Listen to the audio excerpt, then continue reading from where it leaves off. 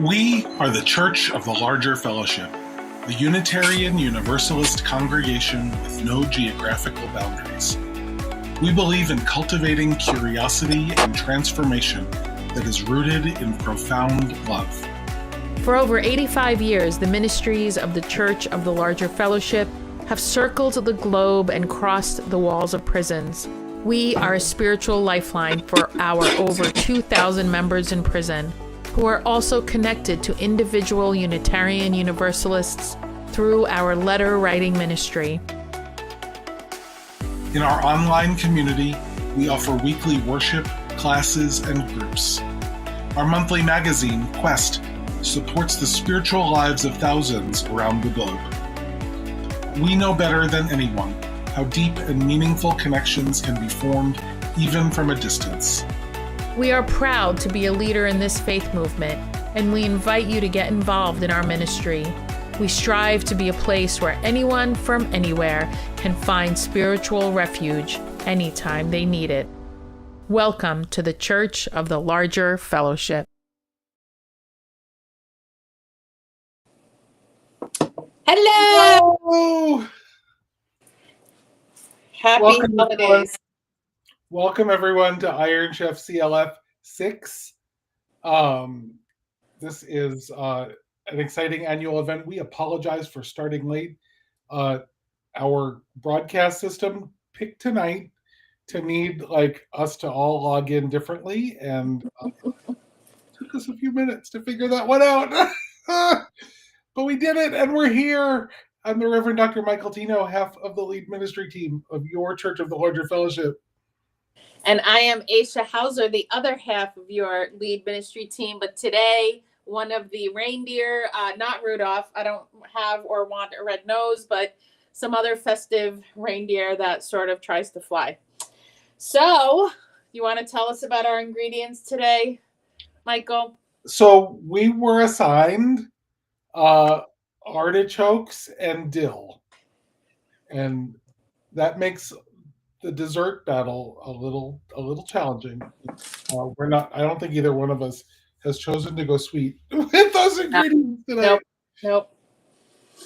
No, I did not. And actually, it has been cold and rainy here in Seattle, land of the Coast Salish people, for the last, 3 days.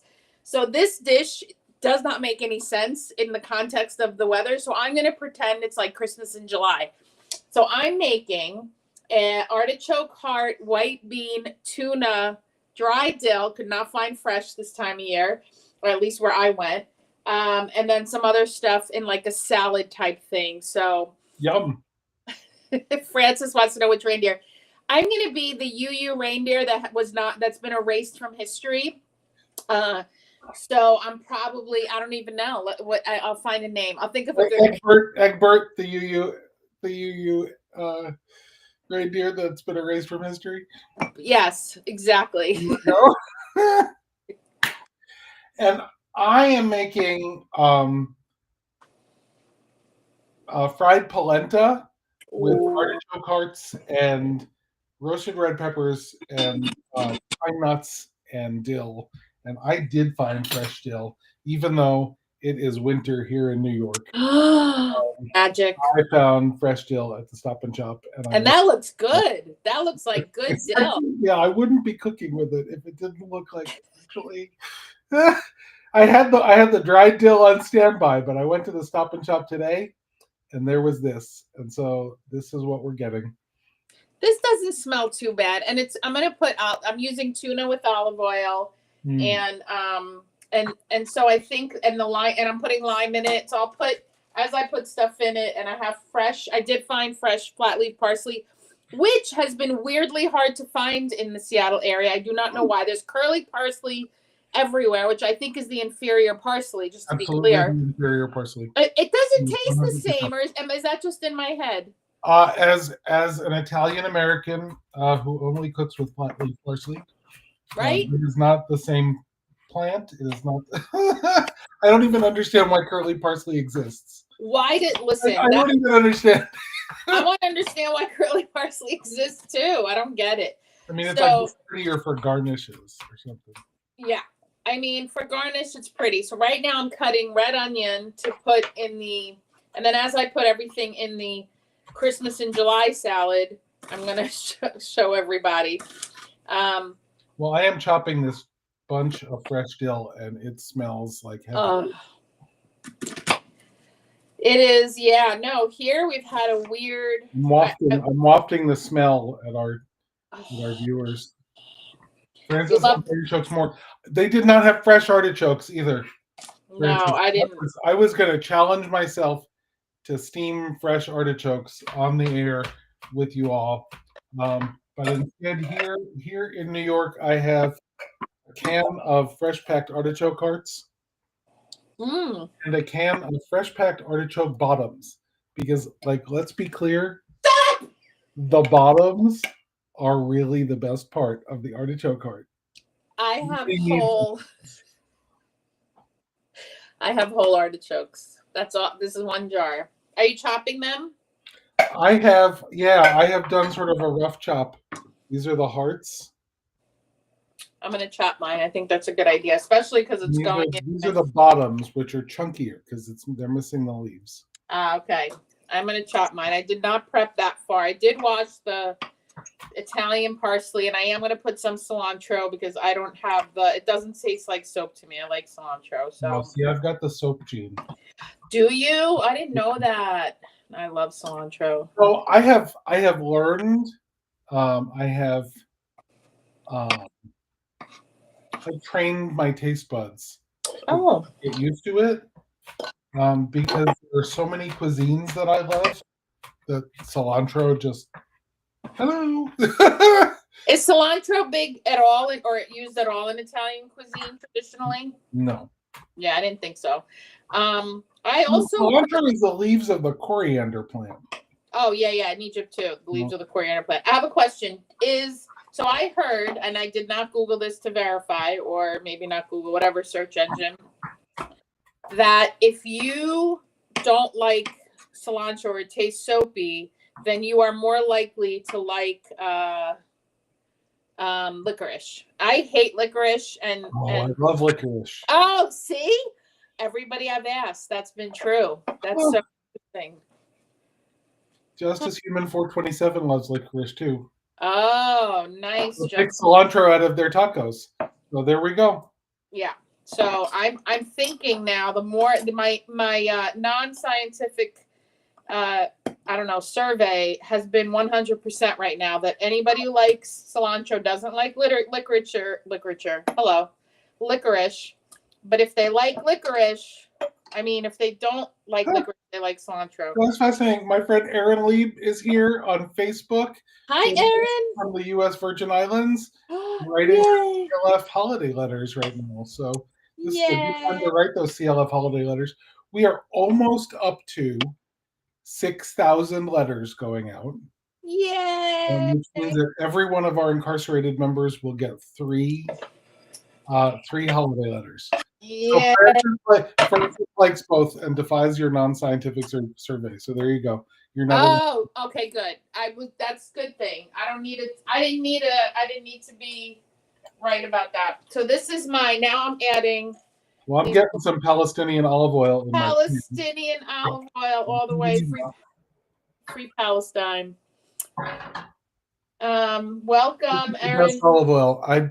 I saved it because it is so good. It's so good. So yeah. Iron Chef CLF, you're getting the best. You're getting the best olive oil. The best. It's so. I'm praying for the people of Palestine because even though they say there's a ceasefire, there's a lot of people being murdered still. So I'm not sure what's happening there. Praying for a genuine ceasefire. And I want to give a shout out. Tomorrow's weekly newsletter highlights Miss Rachel. Oh, yay. What? I said, oh, yay. Yay, who did grow up UU. If you don't know who she is a popular YouTuber. She has 16 million followers and over 1 billion views, some really high number. And she is the Mr. Rogers of our age. She's an early childhood educator, and a music education, scholar, has a degree in each of those things, and has said to the world, hey, maybe don't bomb children in Gaza or Congo or the Yeah, Ukraine. she's like, I just want children to live, and that seems controversial to some people. What is happening? So I put some fresh garlic chopped up in this. I Mm. don't know if you can see. I like my garlic chunky. Oh, nice. Nice. Oh, that looks delicious. Yes. Free Palestine, Lebanon, Syria, Iran, Iraq, and Yemen from there. And be amen and ashe. Let us, collective liberation. That's what we are about here. And I'm putting in those artichoke bottoms because they're chunky and they can take like a little bit of sauteing.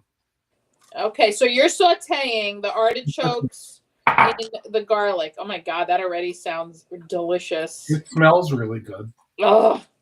And I've got some lemon juice, and depending on how this looks, I've got some white wine on standby in the fridge, I think.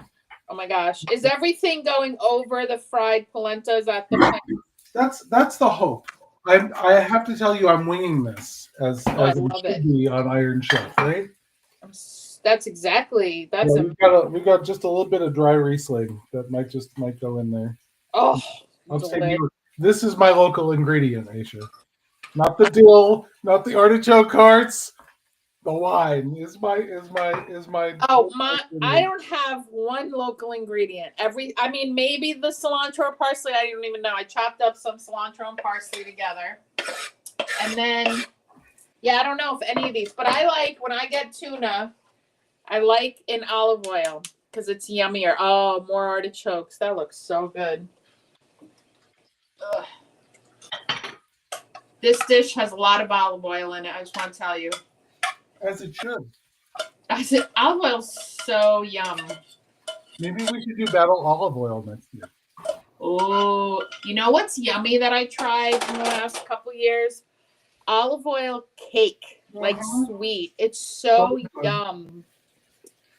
Well, I made an orange olive oil cake with this fantastic Palestinian extra virgin olive oil. Oh, gosh. Was it like perfection? It was so delicious. Oh my God. It sounds delicious. I was telling Michael before we went live that I'm also making other things that have nothing to do with Iron Chef. So you'll see me doing things that aren't necessarily adding to the salad. I have bought a bag of carrots that I forgot about for Thanksgiving. So I'm roasting them now because they're still fine. I've got some roasted red peppers I'm tossing in. Oh, I actually have roasted. With the dill, it'll make it nice and Christmassy. I have roasted red pepper. I should put some of that. That's nicely in your salad. It will go really nice in my salad, right? Mm-hmm. Let me find it. So I decided after many years of making, I've made chicken one year. We both use it. Aisha and I are both omnivores. Yes. And I'm always apologizing to the vegans because I'm like, oh, there's like a cup of milk and 6 eggs in this cake. Yeah. I am making a vegan recipe tonight. What? Oh, I am cooking vegan. Right. I am not, but you could. You don't have to add the tuna if you wanted to make this vegan. I found roasted red peppers in a jar. So I inspired by my co-lead and one of my besties, I'm going to add, because I think that's because then it'll look Christmassy. I got the green and the red. It's also the Palestinian colors. And I'll add some black pepper. And that's going to be delicious. All right. I'm going to squeeze some lemon juice in there. Oh, yum. I did get some fresh lemons. I do have limes. I have fresh-ish limes, like they're in the fridge. All right, that was a very good idea. I'm glad I was inspired. The rest is going in here. It's even more fun on Iron Chef CLF when we can like improve each other's recipes. I mean, okay, did you, Michael and I, what's the secret ingredient? It's artichokes and dill.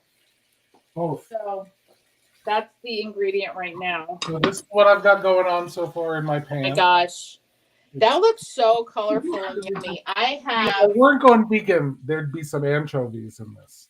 Oh, I didn't go vegan tonight. Anchovies would be outstanding, but yes, vegan. So this is the vegan version. Yeah. I'm going to add They're white beans, and so this right now is the artichokes, red onion, roasted red pepper. I'm also winging this.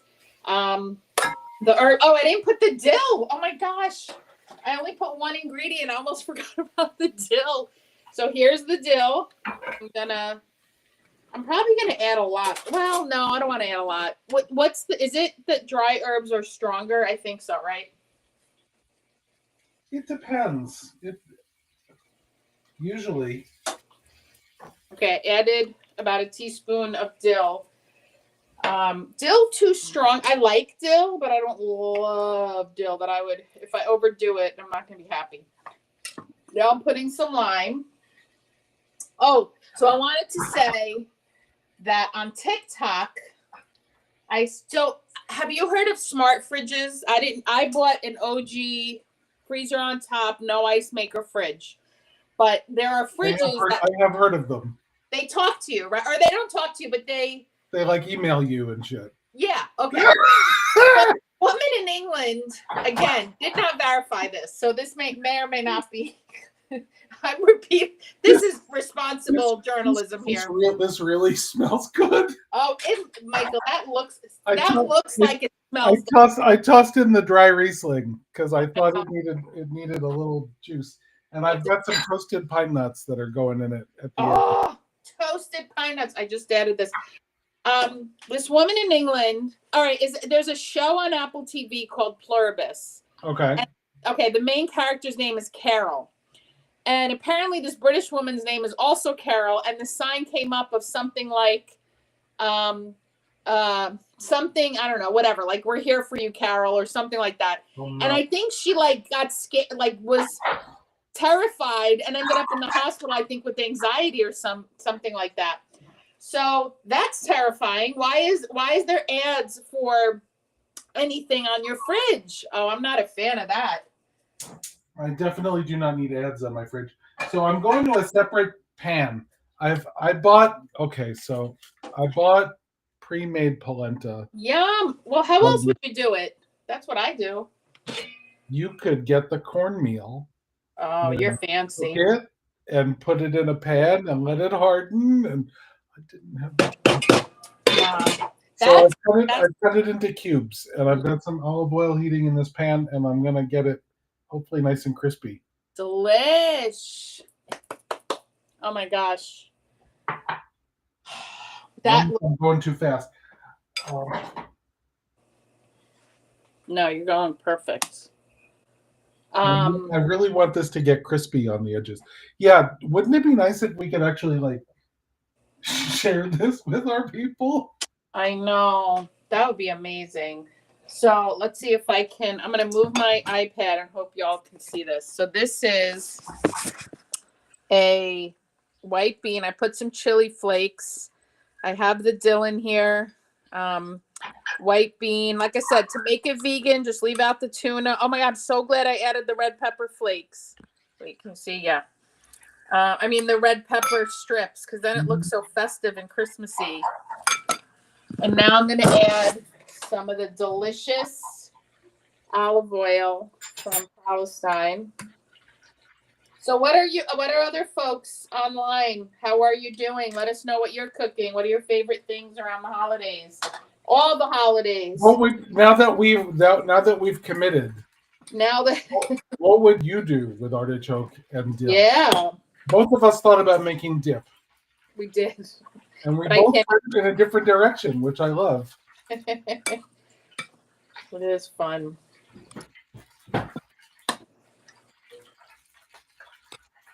Oh, can I see the chat? I'm like, oh, no, I don't think I can. Oh, no, I can. Yeah, you can. Chat. Press chat down in the lower right. There it is. That's like magic. Everyone will be mailed a portion. Yes. Pizza. Ooh. Oh. Dill on pizza. That could be yum. That actually. Maybe with feta cheese. Or goat cheese, I could. Or you could do sheep's milk feta. I could do. That's not cow lactose. You would not blaspheme and you would eat fresh. Yeah, if they had them in the store, Francis, we would have done it. I know. Right here. I mean, it was an interesting combo. The CLF staff came up with it. Well, it was we had people steamed artichokes. Well, I thought about the way my mother and now I make artichokes is kind of stuffed with garlic and olive oil and then steamed, so the garlic steams inside of it. Delish. Right? Yeah, I love artichokes. And I'm from New York City, so I say artichokes. Artichokes. And I catch myself. I didn't like them until I was a full-grown adult, and then I had them steamed, and then I pulled them apart, and then I learned that you dip them in either aioli or mayo and then suck them. Delicious. So, Francis, you were one of the people that suggested these two ingredients. That's awesome, because oh, thank you. Ashley, our communications person, got suggestions from our Facebook folks. That's right. Do I pronounce anything else in a particularly New York Italian way? Yeah, well, we have not had battle mozzarella or battle gabagool or battle pasta fagioli. No, it's pasta fazool. But in Jersey, they say pasta fazool, not pasta fagioli. Wait, I gotta get my salt on my table. It's not pasta fazool. Is that a Jersey, New York Italian difference? No, that's a New York area Italian thing. That's funny. I'm adding some salt, because even though tuna is very salty, the beans are not. I rinsed them, so it's not that salty. Thank you, Francis, for suggesting this. New York. Yeah, exactly. When I'm in, people in Seattle, wherever else I've lived outside of Jersey, can tell I'm from Jersey. I never thought my accent was that thick, but people are like, I hear Northeast. And no one ever guesses like Boston. They always guess New York or New Jersey. Huh. Yes, jackfruit kimchi. Yes. Kimchi is prolific here in the Northwest because there are so many fabulous Asian markets. But kimchi would have been a big challenge for sure. But we could have come up with something. Have you ever cooked with kimchi, Michael? I eat kimchi. I have never cooked with it. Me neither. Love kimchi. Me too. Oh. What was the biggest culture shock food-wise for you moving to Seattle? So I have upset many Seattleites when I say what I'm about to say. Upset many.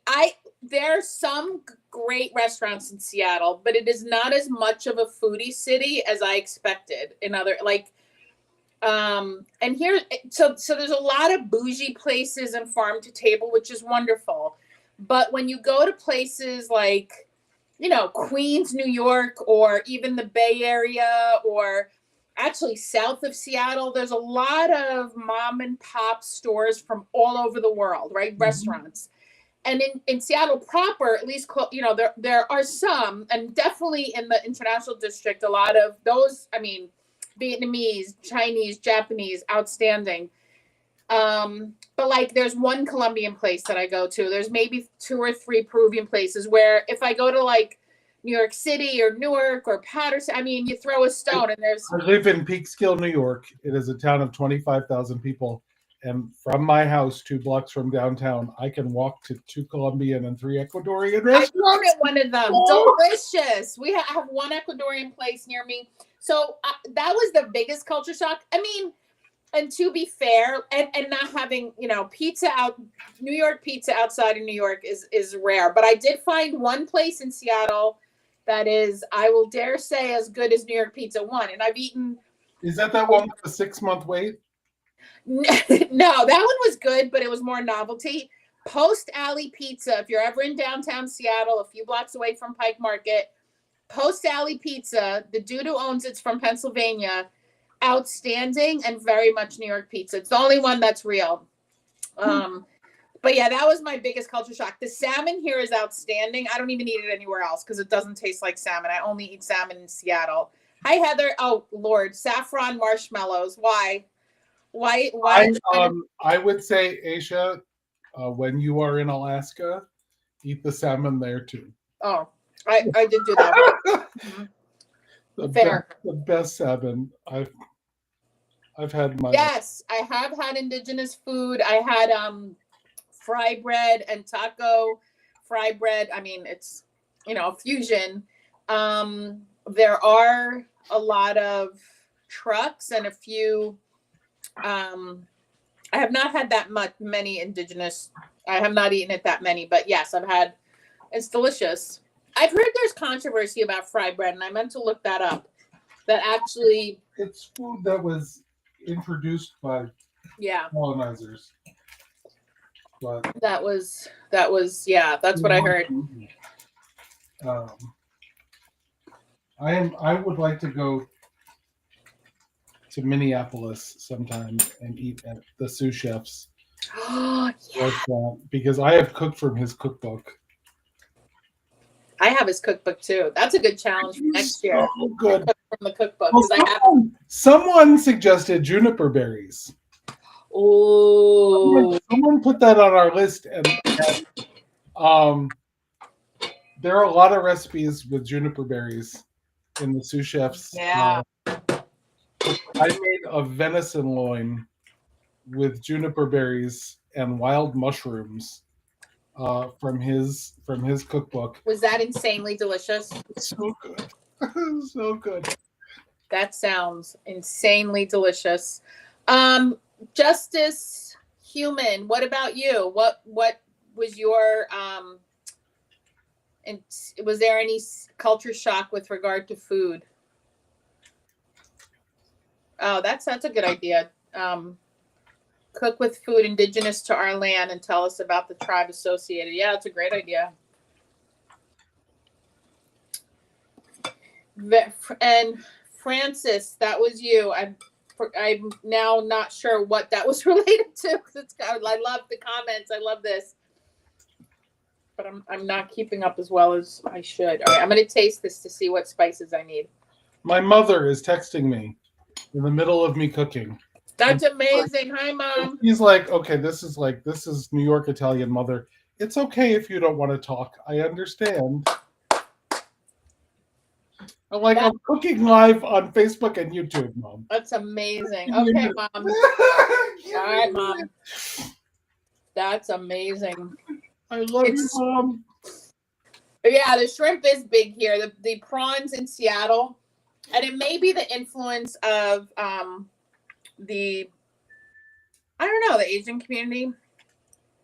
Oh, the juniper berries. Excellent. Thank you. Francis, you got the hits coming with your suggestions. Thank you. Somewhere in my spice cabinet, I have juniper berries because they're not easy to find around here. I had to find them to make this. How did you find them? I might have ordered them from Penzies or something. I don't even remember. I had to find juniper berries. And I had to find dried.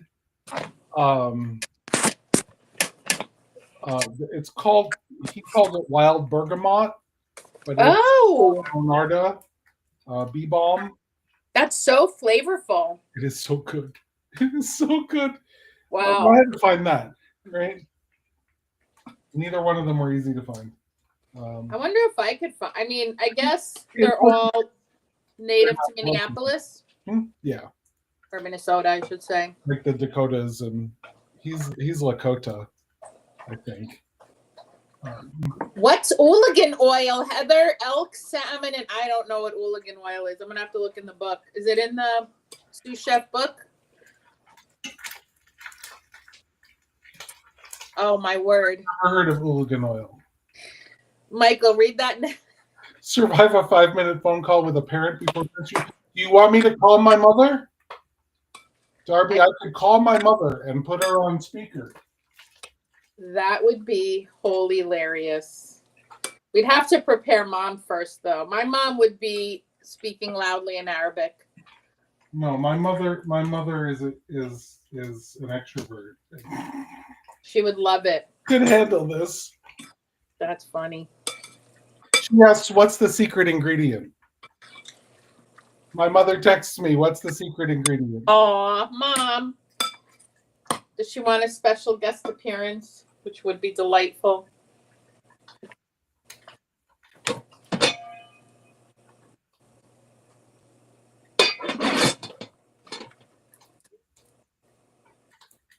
We are leaning into joy in these parts, making sustenance Yeah, so this week. juniper berries look a little bit like dried blueberries. Yes. Oh, what do they taste like? Well, they are if you drink alcohol, they are the main flavoring component in gin. Oh, I didn't know that. Right. Interesting. Huh. Oh, did I put olive oil? I'm putting extra olive oil if I didn't. I did put lime, but I think I'm gonna have it with crackers. So this wine sauce on the artichokes has reduced a little bit. It's really Joy will not wait for the juniper berries to be procured. Not this year. My mother has not responded to my text. Do you want a special guest appearance on the phone? That's amazing. What good questions. What's a food that tasted completely different to you when you bought it from a farm or grew it for the first time instead of getting it from the grocery store? For Justice Human 427, it was grapes. Tomatoes. Absolutely. Oh, I had yeah. Yeah. When I was a kid, I mean, I'm Egyptian, so and mangoes straight from the tree in Egypt. I would imagine. Yeah, mangoes and Colombia, because I lived in South America as well. Mangoes in actually where they, you just pop them off the tree is a whole different thing than what we're getting here. And tomatoes, when I get fresh, which you grow prolifically, Michael. I have friends who grow a lot. I think it's true for a lot of juicy produce. Like, I mean, the first time I had a peach that was like from a farm and not from a supermarket, because peaches are not made in New York. It was wild. Like, I couldn't believe the taste. But I'm gonna go the food that shocked me the most was milk. Oh. And I don't know how many of you out there have ever had milk that was in a cow like an hour before and that has never actually been put in the refrigerator. Oh, wow. It is an entirely different experience. Wow. The pasteurized, homogenized milk. Especially given that the cream rises to the top. Oh, much, much better. Much, much, much better. And you get like if the cream is on the top, you get like a sip of cream. Oh, wow. And it's special. If I wasn't lactose intolerant, it would be different. Papaya, Francis, absolutely. That's another thing I had in South America. Papaya is unbelievable. Okay, I don't know what to do. Bananas. Huh? Bananas fresh from a tree. Yes. Which I had in Hawaii. Oh, yum. And they weren't the Cavendish bananas that are what most USians are used to. They were a different species of banana. Which we're not supposed to even, we used to have a lot more before. Yeah. Big Agra. I'm going to try plating this. Okay. Oh yeah, get a CSH share if you can. So. Also, at some point, Heather, I'm going to ask you about my plants because I don't know what I'm doing. I don't know if they are huge, and I'm hoping. I've been wanting to just keep them alive, and I have other plants, and I don't water them. Every time I FaceTime with my daughter, she's like, "You got to water your plants, Mom." So, yeah, I will take any help I can get. Yes, Hawaiian pineapple. Eggs, absolutely. I wish I could have chickens. I can't, but I would have loved that. Yeah, I agree about the eggs. CSA watermelon. In the United States, eggs have to be washed. Right. And once they're washed, they have to be refrigerated. And in most other parts of the world, they realize that if you don't wash your eggs, you can leave them out at room temperature. In Colombia, we never put eggs in the fridge, and there's a whole aisle with not being refrigerated. It's actually great, and it saves a lot of space, and they last quite a while, actually. I don't. So plating this is not exciting. Yours is gonna. I mean, listen, I'm voting for yours. Mine looks delicious, but yours. Are we tasting? What? Are we tasting?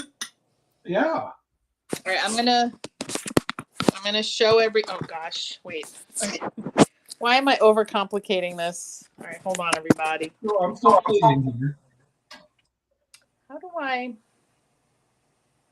I don't think they have that here. I was gonna turn the camera around, but I don't think. Oh, maybe this is a. Oh. Okay. There is my Christmas in July artichoke, tuna, dill, parsley. Oh my God, that looks so good, Michael. I'm voting for Michael's. That looks out. I actually want to make that. I did not use all. No, I did use all the artichokes, but I have another jar. That looks amazing. Yay. Okay, I need to go back to front. Okay, I'm going to try. Let's try. Okay, I will say it's really tasty.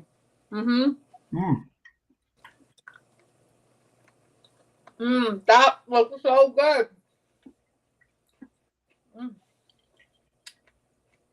Hi, Gregory. Oh my gosh. Francis, Christmas in July. I was just thinking because this is a salad and it's more warm weather, but it's freezing. It's not freezing. More July at Christmas. Right. It's a summer salad. Oh my God. It's tasty. I think it's all the amazing olive oil. Right? Yeah, but we did both use the same brand of Palestinian olive oil. So it's magic. Yeah, I mean, it's really tasty. It's got definitely. I wish I had fresh dill. It would have. I mean, the dill is fine. The artichoke is really good, but well, I put a little more fresh dill. I cooked with it. Oh. I sprinkled a little more on top so that there's kind of two flavors of dill. Oh my God! So is it really good with the dill? Yeah, the fresh dill is. Oh my God. Is nice. It is 10 to 6 here, so dinner. It's late for you, right? 10 to 9? It was 10 to 9, but I just had a little bowl of soup for dinner. Okay, everybody's voting. I'm voting for Michael. I mean, this is delicious, but I think Michael ekes out a win. Yeah, the yellow chunks are the polenta. Yeah, you could. I don't know how this would go with rutabaga with yellow turnip. Justice Human, you are very kind. I think it's. I mean, they both look delicious.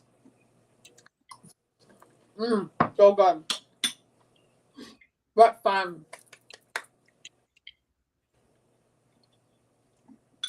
I've never had tuna and artichoke together. I do tuna and bean all the time. Yeah, tuna and artichoke is a good Italian combination. Really good. And now that I'm over 55, I'm all about the fiber. So navy beans. Yeah, fresh dill. Darby, you're right. The fresh dill puts it over the edge.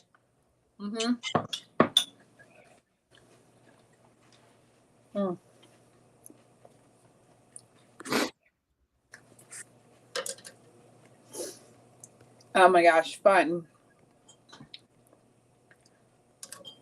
Francis, I truly do wish I could share some of this with you. Same. Some year we're gonna have to invite a random CLF guest to come. Oh my God, totally. That would be super fun, actually. This is so delicious. It's so good. Eating. I wonder if we could, I don't know, how can we do this? Maybe we can let folks know ahead of time the ingredients and then everybody, or we can, I don't know. I'm never that. I wish I was organized enough to be like, we're going to send out the recipes and y'all can make. I made up this recipe Let's go. this afternoon and while I was cooking. So I so did. I mean, literally, I added the red pepper, the roasted red pepper after you did. So I copied. So I'm enjoying this. I think if my husband comes down from putting the kiddo to bed, he'll have a nice snack. super fun. So I don't know who won. I saw a lot of votes for Aisha. Which, you know, I'm sure that salad is delicious. So It's, I'm not going to lie, it's very good. And it is, I mean, honestly, I'm not even offended that it's cold and rainy out. see, this is warm, and the fried polenta with the crispy edges is like, take that, winter. Francis, large, hungry, tear-filled eyes for dramatic effect. That's awesome. Well, you know, bring in Michael's mom. That's Have fun. you met my mom, Aisha? I have not. I was just thinking that. You love my Gotta mom. make that happen. That would be fun. Wow. It would be a little hard for her to try both of them, especially live on the show, given that we're on opposite coasts of North America. One of these years, we're going to do Iron Chef together. Either I'll be in New York or you'll be in Seattle. And actually, like, have a tasting panel. That would be amazing. Nice. Yeah, Mike, that would be great to have your mom. That would be super fun. Excellent. Well, yeah, I mean, we can't have our moms tasting. That just, my mom is biased. I mean, actually, she'll like you enough that she'll. My mom criticizes. I mean, she's lovely, and especially if I make Egyptian food, she'll let me know how I did it wrong. So it's not a given in this area, but it's not a given at all for me.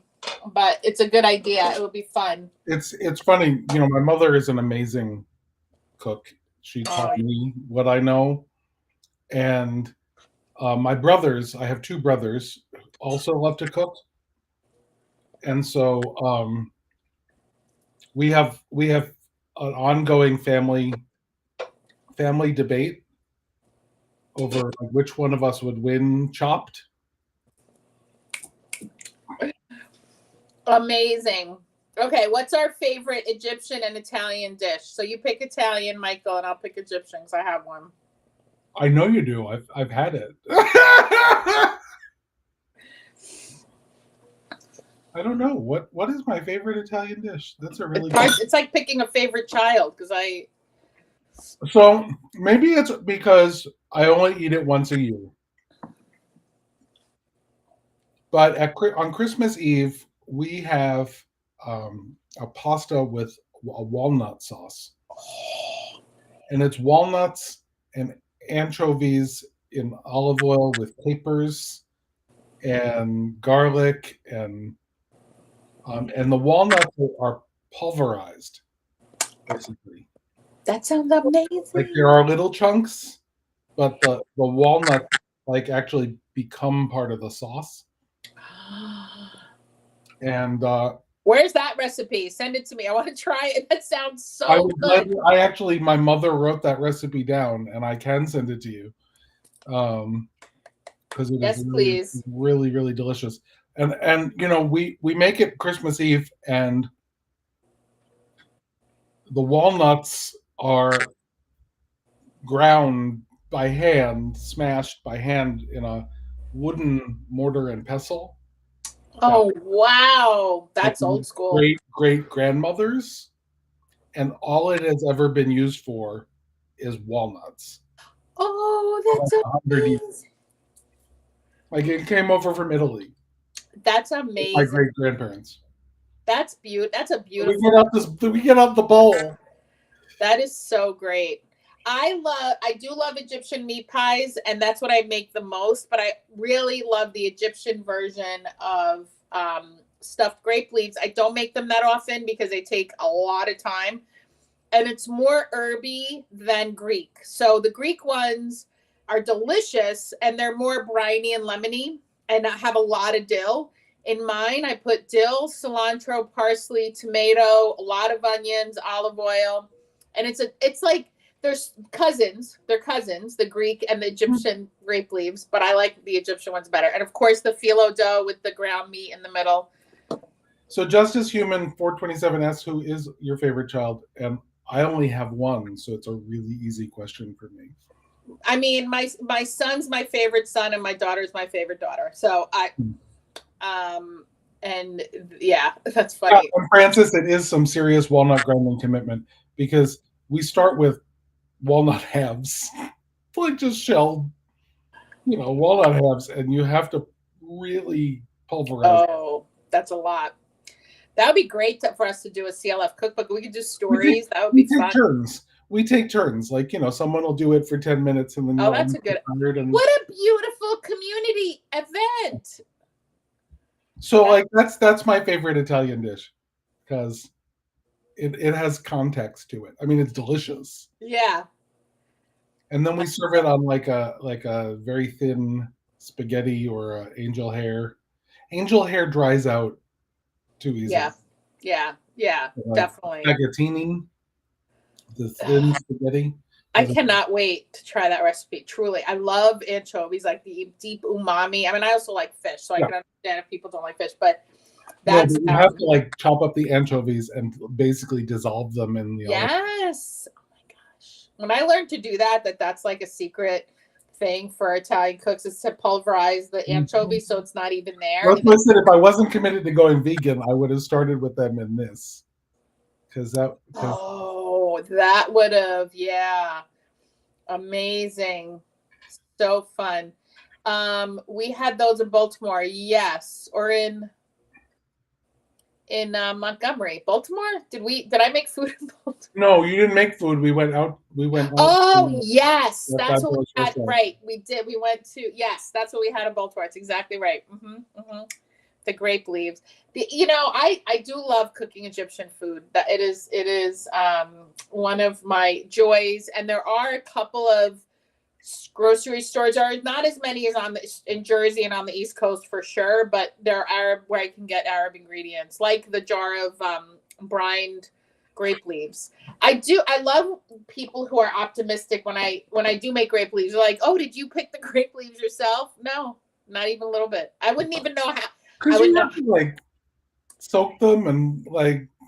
Where would I get grape leaves? I don't grow grapes. Like, it's fun, it's cute, it's sweet, but no, literally get them in a jar, and and you can do a lot of things with them. But it's my mother's recipe, so anything I make Egyptian is my mom's. But now I bought a Palestinian cookbook a couple years ago, and I have that. So now I'm making stuff with sumac, which is very delicious.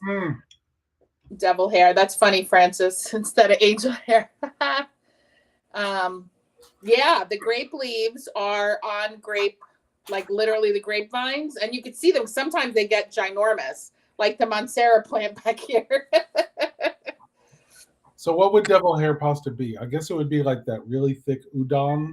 I think so. That's what I was thinking. You get one noodle in the bowl, and it fills up the whole bowl.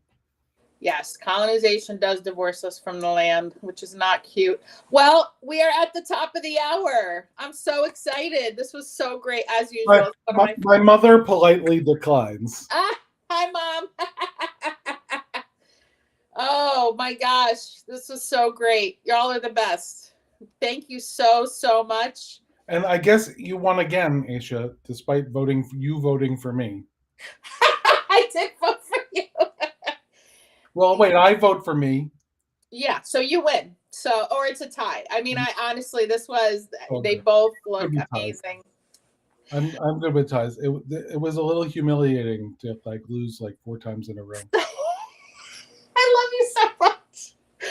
Not that you're an amazing cook, so it wasn't that humiliating. Michael, you did win last year, so that's good.